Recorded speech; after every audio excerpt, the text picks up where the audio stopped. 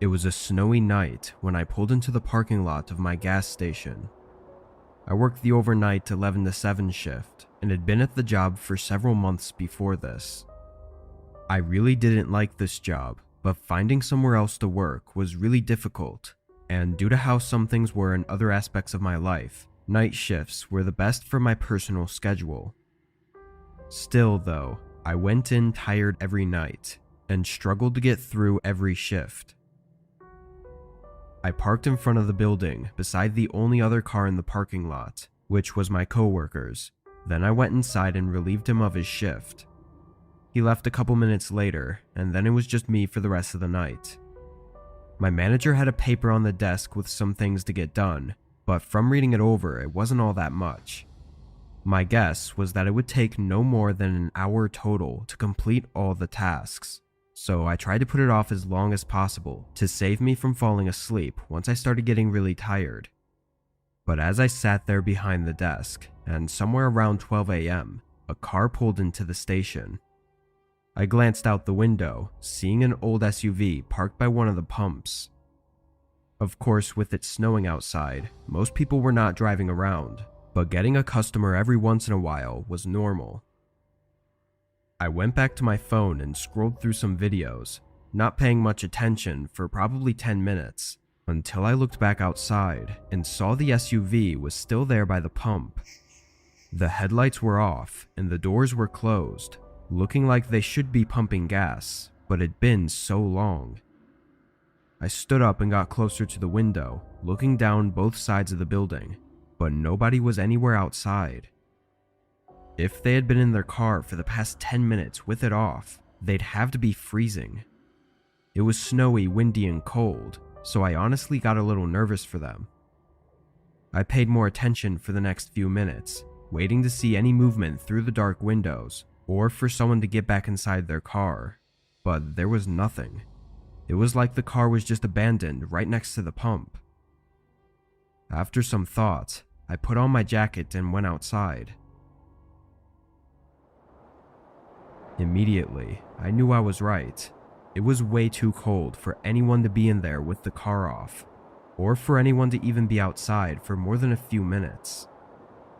I rushed over to the car and looked around, then put my face close to the window and tried to look inside. "Hello? Anyone in there? Just checking to see if you're okay," I called out, but from what I could see, there wasn't anyone inside.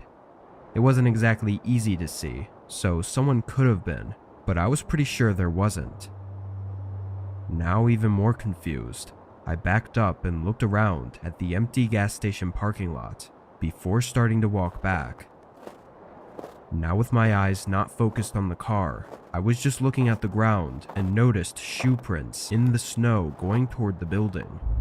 Not really the front of the building, but kind of off to the side. I looked back and saw that they seemed to come from the car, but at this point I was freezing and didn't want to investigate further without warming up a bit first. I went inside and turned on the small heater next to the counter, putting my hands in front of it to warm them up. I was only inside for 30 seconds to a minute though, before a thump resonated through the building from behind me. I spun around, not seeing anything, then walked around the counter and toward the back. On the floor, there were puddles of dirty water, like snow that had melted off someone's boots. Feeling a chill run through me, I stepped closer to the back room and turned the corner toward where the supply room was. Standing in the dark behind one of the shelves, I could see the outline of a figure. They were tall with broad shoulders and had a large scruffy beard, and they were looking right at me. My heart stopped for a moment, but after the initial shock, my reaction was to just walk back to the counter. I don't know why, maybe I was just too shocked to react appropriately. After staring at the doorway to the supply room for I don't even know how long, I quietly picked up the store phone and called the police, whispering for help. Then I endured the most unnerving 10 minutes of my life as I waited. During this time, I didn't hear or see anything from the supply room, which honestly added to my fear. For some reason, the man never came out to confront me. When 2 cops finally pulled in and came inside, I quietly told them where the man was. They searched the room while I stayed by the front, but I was shocked when they came out with nobody else. The man was gone. Watery shoe prints surrounded the back door, but outside were fresh tracks in the snow going straight away from the gas station, straight into the completely dark, empty field that led on for miles. Obviously, nobody could search that at night, but even when they did in the following days, they didn't find anything. I mean, the field was huge. He could have gone anywhere, but it was so cold and windy that night that I was almost sure that they'd find a body. The SUV was taken in for hopefully more information.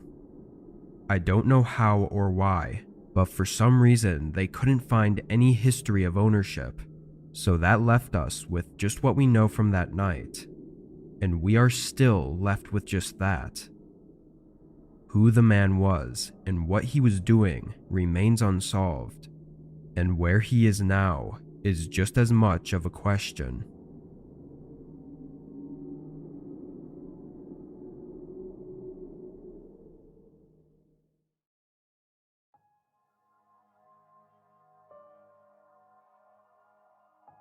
I worked at a restaurant with my older brother during our high school years.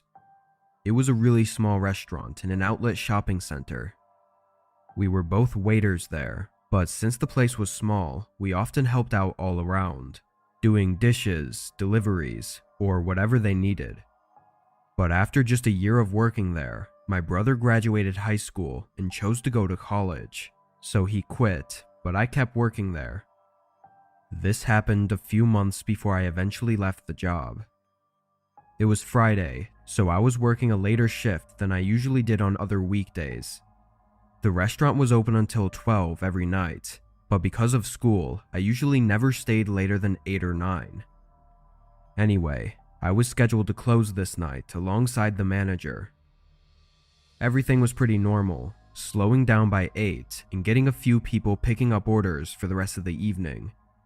But at 10:30, my manager picked up a phone call for a delivery. By 11, I was driving out of the parking lot and onto the road. The address I was given on the receipt was just 8 minutes away, but as I drove a couple minutes down the road, I got a call from my manager. I answered right away, thinking they must have canceled, but apparently the guy called back saying he'd given the wrong address. I had to pull over and write down the new address. I typed in the new street and number into the GPS, but right away, I knew something was off. It wasn't close at all.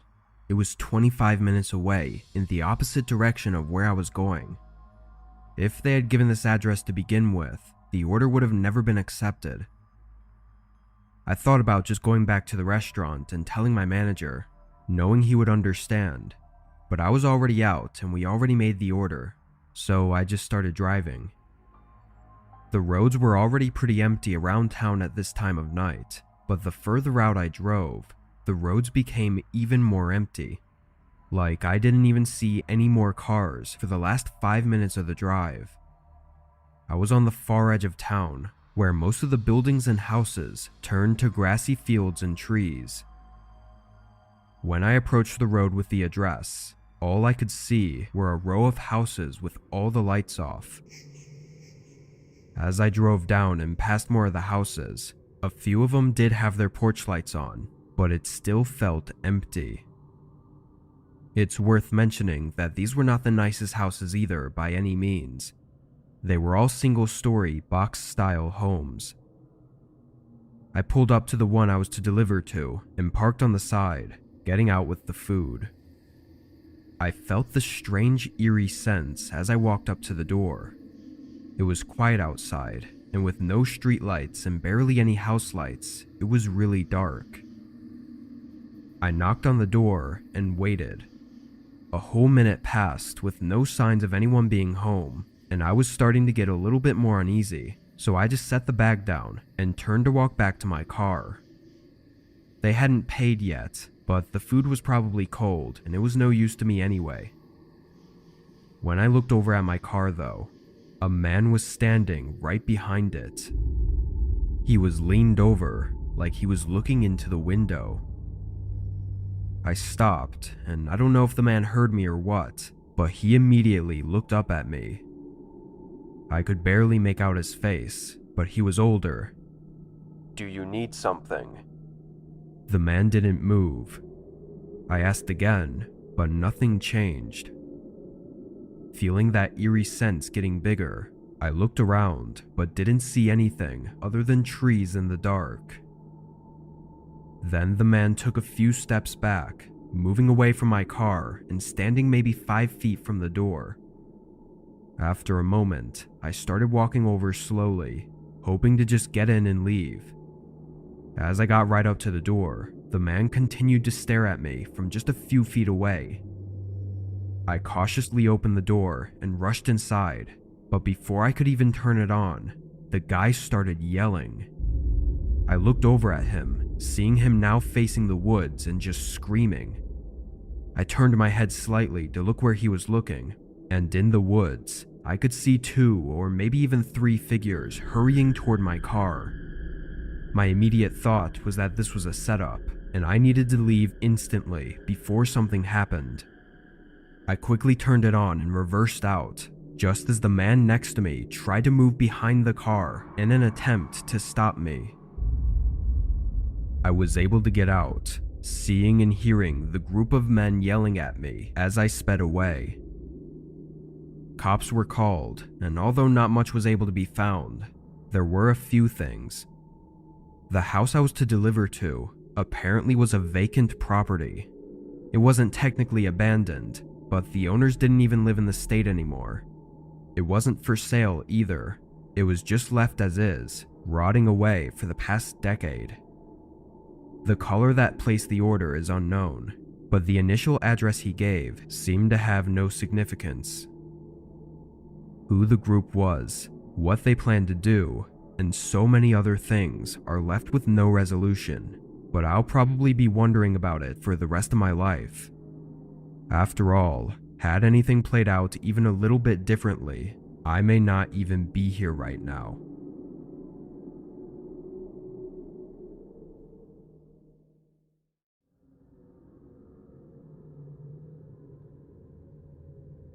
I worked at a retail store in my 20s as an overnight lead. It wasn't one of your regular big chain grocery stores. It was a local place with only about 8 or 9 locations. Most nights I'd have an overnight stalker to help out, but it wasn't uncommon for me to spend the whole shift alone. Again, not the biggest store, so it really wasn't a very intense working environment. A lot of the time I'd find myself working slow, just so I wouldn't run out of things to do. This was one of those nights where I was alone and working at a steady pace. At the beginning of my shift, I loaded up some boxes and moved into the aisles to start stocking. It doesn't take much mental effort, so my mind was elsewhere and just thinking about random things, not really paying any attention. I went through about 3 aisles until a knock at the front entrance made me jump. I almost didn't even realize what it was because I was so spaced out, but once I did, I got really confused. I heard them knock again, loud enough to echo through the store. I walked down to the end of the aisle and looked through the large front windows, seeing a man in a hood standing at the doors. I went up to the other side. "We're closed. Won't be open until 8 a.m., I said through the glass. The man looked at me but didn't say anything. I pointed at the sign on the door. "We're closed. Sorry," I repeated. The man continued to look at me for a few seconds, then turned and walked away. I watched him walk until I couldn't see him anymore, but it didn't look like he had parked anywhere. The whole thing was odd to say the least, but I figured he was just at the wrong place or something.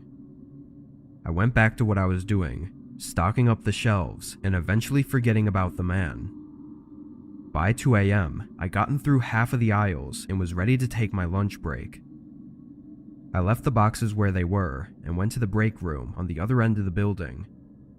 I was in there for probably a good half hour before I tossed the rest of my lunch and went back to work.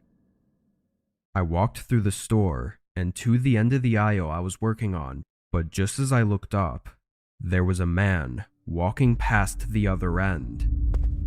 He looked like he was just walking across the store, not having noticed me.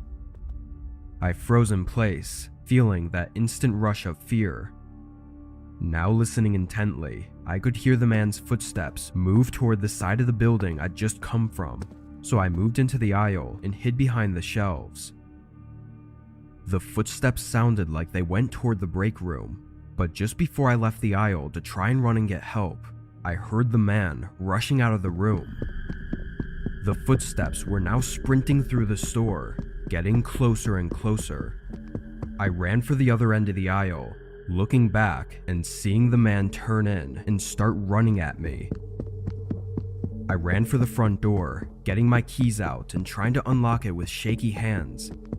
The man appeared at the end of the aisle just as I got it open, and just as I stepped out of the building, I saw a bright flash in the corner of my eye and heard a pop sound that made my ears ring.